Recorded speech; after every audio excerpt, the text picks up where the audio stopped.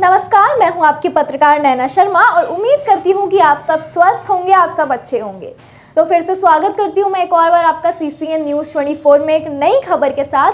और जो खबर मैं आज आपको बताने वाली हूं, इसमें मुझे आपकी राय की बहुत ज़्यादा ज़रूरत है, क्योंकि आप देश की जनता हैं, आपको ही तय करना है क्या सही है क्या गलत है। और इस वीडियो के स्टार्ट होने से पहले मैं आपको बता देती हूँ कि आज मैं बात करने वाली हूँ एक सैनिक की जिसे इंसाफ मिला। बहुत खुशी की बात है कि इंसाफ मिला, लेकिन ठहरिए, पूरी बात सुन लीजिए।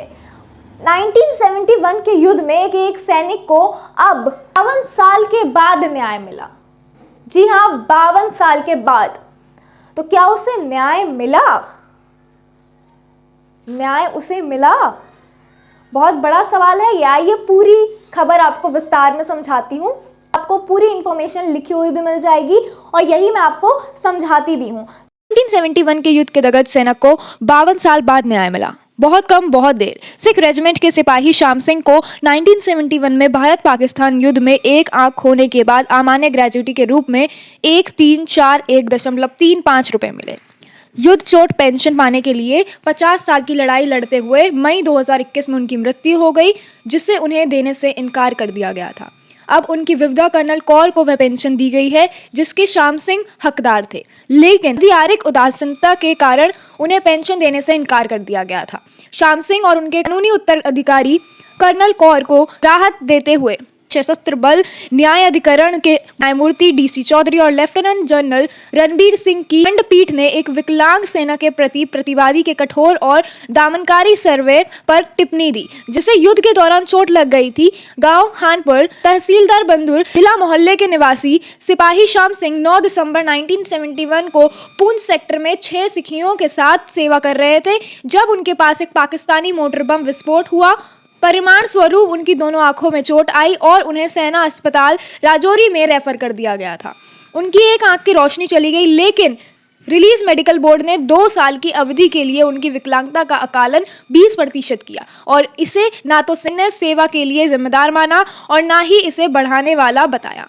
प्रधान नियंत्रक रक्षा लेखा, जिसके PCDA के रूप में माना जाता है, इससे निरंतर के सभी विकल्प समाप्त होने के बाद उन्होंने 2017 में AIFT चंडीगढ़ पीठ में समक्ष याचिका दायर की। मामले की जानकारी देते हुए उनके मामले को उठाने वाले संगठन पूर्व सैनिक शिकायत सेल मोहल्ले के अध्यक्ष लेफ्टिनेंट कर्नल AS सोही ने कहा कि श्याम सिंह फरवरी 1966 को भारत सेना भर्ती हुए थे और उन्हें सेवा से बाहर कर दिया गया था। 6 वर्ष और 346 दिन की सेवा प्रदान करने के बाद जनवरी 1973 में चंडीगढ़ में श्रम आयुक्त विभाग में चौकीदारी के रूप में काम करने के बाद श्याम सिंह को पेंशन के रूप में केवल 8,000 रुपये मिलते थे। उनकी विधवा और अब सेना से श्याम सिंह को मिलने वाली पिछली पेंशन के अलावा 18,000 रुपये पेंशन के रूप में मिलेंगे। विशेष रूप से RAMB ने 2 साल की अवधि के लिए उनकी विकलांगता का आकलन 20% किया था और इससे ना तो सेना सेवा के लिए जिम्मेदार माना गया और ना ही इसे बढ़ाया था। इसलिए युद्ध चोट पेंशन विकलांगता पेंशन के अनुदान के उन्हें दावे को कर दिया गया था। श्याम सिंह ने युद्ध चोट पेंशन के लिए जिला सेना बोर्ड के माध्यम से आवेदन किया, लेकिन कोई फायदा नहीं हुआ। मई 1973 में PCAD द्वारा विकलांगता पेंशन अनुदान के दावे को खारिज कर दिया गया।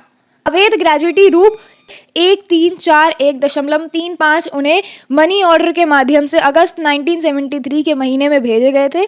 सेना से छुट्टी के बाद उन्होंने चौकीदारी के पद पर श्रम आयुक्त चंडीगढ़ के साथ फिर से नियुक्त किया। AIFT बेंच श्याम सिंह के वकील की इस दलील से सहमत थे कि मृतक सैनिक को भारत पाक युद्ध के दौरान चोट लगी थी। इस तरह ये न केवल सेना सेवा के लिए जिम्मेदार है बल्कि इसे बढ़ाने के लिए भी जिम्मेदार है। अन्यथा मेडिकल बोर्ड ने अपनी कार्यवाही में भारत पाक युद्ध के दौरान जिस तरह से आवेदक को चोटें आई थी उसके बारे में कोई अन्य कारण नहीं बताया गया है। युद्ध के दौरान घायल हुए विकलांग सैनिकों के प्रति प्रतिवादी का खैर पर्याप्त है। बेहद कठोर और दमनकारी पीठ ने अपनी आदेश में कहा, पीठ ने उत्तरदायित्व को उनकी सेवा मुक्त की तारीख यानी कि 22 जनवरी 1973 से 21 जनवरी 1975 तक 2 साल के लिए 20% की देर से युद्ध चोट पेंशन का भुगतान करने का निर्देश दिया गया और इसके बाद उनकी मृत्यु की तारीख यानी कि 9 मई 2021 तक सेवा पेंशन का भुगतान करने का निर्देश दिया गया। प्रतिवादी को उसकी विधवा कर्नल कौर को उसकी मृत्यु के अगले दिन यानी कि 20 मई 2021 से तारीखत पेंशन देने का भी निर्देश दिया गया था। भविष्य में भी वह उसे आजीवन साधारण कारण पारिवारिक पेंशन का भुगतान करते रहेंगे, आदेश में कहा। तो जैसे कि मैंने आपको बताया और आपने जाना श्याम सिंह जी की कहानी, तो मैं यही कहना चाहूँगी कि ऐसे इंसाफ का क्या फ़ायदा जो एक इंसान को मरते दम तक ना मिल पाए, जिसे पाते पाते इंसान चल बसे। श्याम सिंह जी भी यही सोच रहे होंगे कि उन्होंने अपने देश के लिए लड़ रहे थे, अपने देश के लिए आंखों की रोशनी चली गई लड़ते लड़ते, उनके इतना उनके साथ हो गया, फिर भी उनको उनके हक के पैसे नहीं मिले, उनके हक की उनको पेंशन नहीं मिली उस समय। तो अब उनकी पत्नी को वो पेंशन मिल रही है जो उनके हक की है, लेकिन ये 50 साल से ज़्यादा की जो लड़ाई है इस समय में, वो तो चल बसे ना।